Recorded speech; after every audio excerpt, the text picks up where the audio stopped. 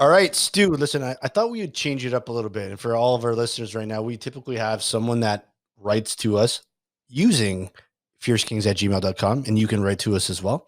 All your stories. So it doesn't just have to be you rotted. If you want to talk about a certain subject, just let us know. We'll put it on the podcast. But instead of reading something out, I actually thought about a story from, I think, when we were like 20 years old with our friend Jimbo. Okay. And this is a story about, it was the summertime and there's an infamous hill in our neighborhood. Oh, yeah, I know this one. Yeah. So if it's all right, I'm going to just kind of kick off that story. And then I'd like us to talk about it because it's quite the rot. In fact, like playing it back because we were both there. Yeah. No, that's perfect. It's giving me a couple of goosebumps here. So our buddy Jimbo here is like the summertime, and I guess 20 years old, 21 years old, maybe 19. Yeah. Like, were we back from university yet, or were we still in high school? It was after high school. It wasn't after university. Yeah. And so I remember we were at a friend's house. We were just finishing a night of, let's just call it heavy drinking, probably. Okay. I don't want to hide away from that. So it's definitely on the heavier side. Okay. Yeah. And I remember we all left the house, and you know, when it's like 1 a.m. and you're 19 and you're all kind of drunk and you're just like shouting in the streets, and everyone's kind of like going their separate ways now. Yeah. So that was taking place, and we're all walking down the street, and we're at the top of that hill. And I don't know what hill that is. If you know what it's called, the street, I forget what it's called. Isn't it? That's Glen Lake, isn't it? That's the. Turns into Glen Lake. Something like that. Glen Lake. Anyways, so for the folks listening, this is how it looks. It's a pretty steep hill that's about 150 to 200 meters going down, and then there's a sharp blind turn. Okay, and then after that turn, there's an intersection that doesn't have any lights. Okay. And so our friend Jimbo here was on a skateboard that night, right? And I think he wanted to go get some pizza or something, which it was on Bloor Street there. So like not too far away, but he's just like, you know what? I'm hungry, man. I need a slice ASAP. And so he got on the skateboard, and he's just like, I'm going for it. I'm going for a rip. And it's funny because you see the progression, right? Like he's like making the large turns. He's going down. He's slowly picking up speed. And you and I remember we're like running behind him, all that stuff. And he's going for it. He's really, really going for it. And like he's got the surfer pose, and he's like staying stable and everything. Shredding. He was shredding. Yeah. He was straight up shredding. And then at the bottom of the hill, he made the turn. We saw him go around the bend. And I'll never forget this, man, right? Because a skateboard, like you can hear it, especially in the night when everything's echoing. And all you hear was, yeah. He had the speed wobble going, and it just was Eric. I think he hit a pebble, and the size of a Jelly Belly or something. Yeah. Got fucking Super Dave Osborne. You know what I mean? Just fucking Supermaned it into the curb on his chin. Yeah. And it was lights out, Guerrilla Radio. Turn that shit up. Oof. Yeah. And so I'll never forget this because we worked at the same restaurant. And so he had to go to the hospital and get 8 or 9 stitches right on his chin. Like you could not avoid this thing. Yeah. No, it was pretty gnarly. It was a scene for sure. And so what happened was, we worked at the same restaurant, and we were on the brunch shift. And if you're like us, which are bus boys, like the brunch shift, the restaurant opens at 9 a.m., but you got to be there at like 7 a.m. Yeah. This guy ends up showing up and like clean shaven outside of this like patch of hair on his chin and this massive protruding wound that obviously had like gauze on it. But because he didn't want to work at a restaurant with gauze on it, he thought it was better to take it off and absolutely fucking frighten the patrons out of their mind. They're like, hey, would you like some more water? And they're like, get the fuck out of here, freak. And the poor guy actually got let go shortly afterwards. I think he got shit canned that day. I think they were like, this is a terrible, terrible idea. Like, what are you thinking? Why? I can't even believe he didn't call in sick. Why didn't you call in sick? Yeah. At least get yourself like whiskey. You know what I mean? Yeah, call in sick and get a bit of ointment on your face for the next few days. You know what I mean? Like, what? I don't know. Like, I mean, I commend him wholeheartedly because, like, that's a ballsy move. Being like, listen, I got 30 minutes of sleep.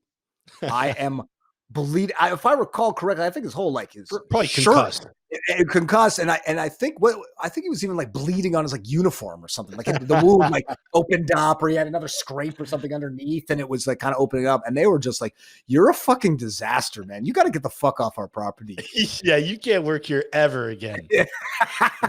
The best part about this was when he was all fucked up and bleeding, and we had to carry him. He just kept muttering, "I almost made it." yeah, that's right. I almost made it. And he did almost make it. It was very impressive. It was super impressive. It was one of the most like gnarliest shreds. I mean, obviously, you know, the professional skaters go do that stuff in like San Francisco and stuff. But from our perspective, I was like, holy shit, like that was fucking sick. And I know firsthand because I don't know if you were there, but when we were living at the top of the hill in Montreal, down Côte des Neiges, I tried to bomb that with our buddy, and because he snowboards and shit. I saw that. I was there. And so like I remember we were going down and we were trying to like, I think it was get to that like school or something like that, and maybe do some play skate.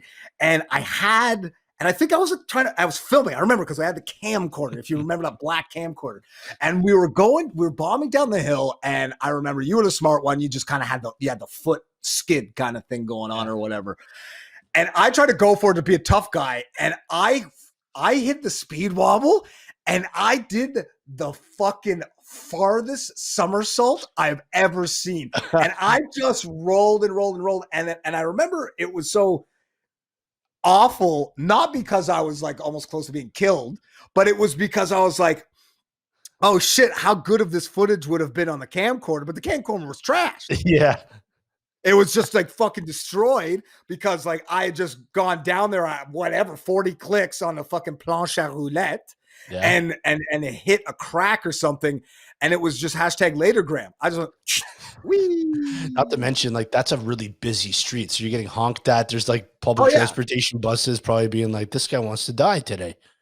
Yeah, like that was the equivalent of feeling Côte like des Neiges for all those who lived in Montreal. That's a hectic street. That's a super hectic street. And it's like that's like the closest thing that we did, or definitely like people in that city who skated would like get to feel like they're ripping in California. You know what I mean? Like where you could get like a rip. Because I mean, even in TO, like that was like one of like some of the few kind of cool hills we have in the city. It's probably not even that big, right? No, like not in comparison. But what's funny, just to touch on that hill that you talked about in Montreal, because you just made me remember. I'll never forget. I remember I worked at a restaurant in Montreal, and there was this guy, Matt. Shout out to Matt. He was the sous chef, and he had to crash at our place. I don't think you were living there anymore. He had to crash at our place because he had a little bit too much to drink, and so because the guys in the kitchen have to start work earlier to prep for service. Yeah. He just left like the crib, and I was still sleeping, and like with our roommates and everything. Like he left. He's like, "Oh shit, I gotta go to work," right? So he took my skateboard and did exactly what you did, thinking, you know what? I used to skateboard when I was 12. Yeah. What's the big deal here? And he went. Check this out. He went. I show up to work later, and the guy already had a shaved head. Like that was just the way he. Oh my god! And he had. I'm not even joking to you right now. A 6-inch like a 6-inch like wound on the middle of his head because he bailed so hard into a fountain. That was fucking. And he used the med kit from the restaurant to put it in. So like it's not like one bandage. It was like many bandages covering it, and then later he had to go to the hospital. But he still worked the whole service through the hot summer, like in the kitchen, and like he trooped it. He's like his fucking wound is getting infected and everything because he's like sweating in the back of this like hot grill in those ovens and shit. And he's just but he was lucky because he didn't work front of house, because in the back of the house you're expected to be a piece of shit. No, like that's a back of the house movement that he pulled. In fact, they were probably just like, "Ha, fucking idiot! Now get prepping, boy. Like service is starting in an hour. Let's go. Put a bandage on that." Because like they didn't really care, because like that's sort of to be expected when you're back house. They're like, "We know you guys are rowdy. Y'all have your fun. It's super sick. As long as you got those dishes out front, so somebody without a big fucking scar on their head can serve it, we don't give a shit what you have to do. Yeah, the guys in the front have it pretty easy. You know what I mean? You just gotta like kind of look okay, smell decent. You know what I mean? And be pleasant. And just be pleasant. You know what I mean? And then you got to kind of sort it out. But yeah, man, skateboarding in hills, especially with the under the influence, like you're gonna rot. And so Jimbo, shout out to you, but my man, because you rotted